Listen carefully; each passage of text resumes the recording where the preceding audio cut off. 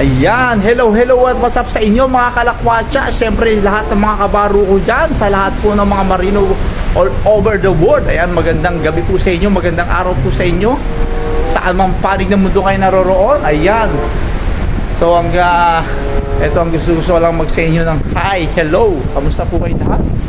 Ayan, nandito tapos na ng aking dinner duty dito sa Celebrity Cruises. Ayan, makikita nyo, napakaganda ng moon, no? Napakaganda ng moon, ayun, no? Ayan, tapos mayroon nag-iisang star doon, no? Nag-iisang star, yun, no? Tapos syempre yung ating moon, ayan, no? Napakaganda ng moon. Syempre dito kasi ako lagi nadaan sa open deck kapag tapos ng ating dinner duty sa dining room. Kasi para makasimoy tayo ng sariwang hangin. Ayan, nasa Atsing nga pala kami ngayon. Yan. At time check. Yan, time check. What is the time? Op. Yan, ito na lang. Medyo malabo doon, maliwanag masyado. Ayan. Alright, it's 10:40. 10:40 na po ng gabi dito sa Argentina. Ayan. At syempre makikita nyo yung aming mga live goats. Syempre ayan, at matalakay na natin yan yung aming mga live goats. Syempre ito, importante ito, no? Yung live ring, ayan yung hinahagis kapag merong na overboard dito sa barko, kapag merong tumalon na pasahero, yes, ano ba yan? Kasi minsan hindi natin masasabi ang pagkakataon, no? Meron talaga mga taong gano'n, parang nawawala na sila ng pag-asa sa buhay. Ayan, kaya naisipan nilang tumalon. Hindi ko lang alam kung bakit, pero wala tayong magagawa kasi kagustuhan nila yun. Pero syempre sa gusto nating masagip yung buhay nila, ayan, meron tayong mga life saving apparatus dito tulad na life ring, syempre yung life boat, ayan, magagamit yan pag embarkation day.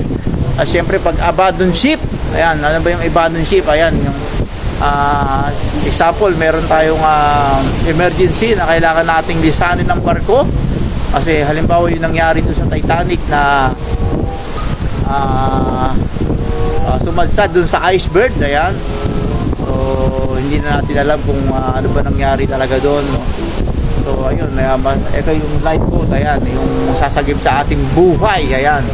At syempre binababayan through automatic and through manual, ayan, syempre. At syempre ayan ang magsasagip ng ating buhay para maligtas tayo habang lumulubog ang barko. So wag naman sana, syempre katukin natin yan, wag naman sana, no?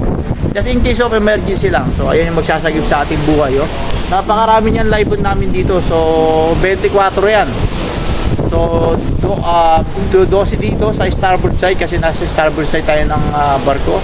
At syempre dun sa port side, so 12 rin dun. Napakaraming live dito kasi napakarami na yung pasero. Nasa 3,000 na passenger ang capacity ng aming barko. Ayan, at siyempre nasa 1,200 ang crew. Ayan, bali total 4,000. Palagyan natin 4,400. Kasama yung mga. So ayan mga kalakpatsya. Ayan, siyempre kung meron kayong mga katanungan, don't hesitate. Kung meron kayong mga katanungan kung ano yung magbabargo, kung paano mag-apply, ayan, kung paano yung mga ano ba yung mga ginagawa namin sa barko, then yung hours, working hours, ayan. Pwede kayo magtanong dyan. Siyempre, i-comment nyo dyan down below kung anong malalaman at pili nating sasagutin yan sa abot ng aking mga kaya, okay? Siyempre, sa aking mga legit na mga kalakwasya dyan at mga legit na kabaro dyan, so all over the world, sa lahat po ng mga marino sa buong mundo, mega love shoutout po sa inyo at buhay, siyempre. At siyempre, lumalaban tayo para sa pangarap, para sa pamilya. At dito tayo, nagsasakripisyo tayo para sa ating mga pamilya, para mabigyan natin sila ng magandang buhay sa Pilipinas. At syempre para magbigyan natin sila ng magandang edukasyon, magandang bahay, magandang tirahan, at syempre yung tinatawag na comfort living, okay? So ayan, medyo namamanghalan talaga ako dito sa yan, no, sa ating no? So syempre ayan, dito sa dining room, syempre sa mga pasahero namin, lagi namin tinatanong, how are you? How was your day?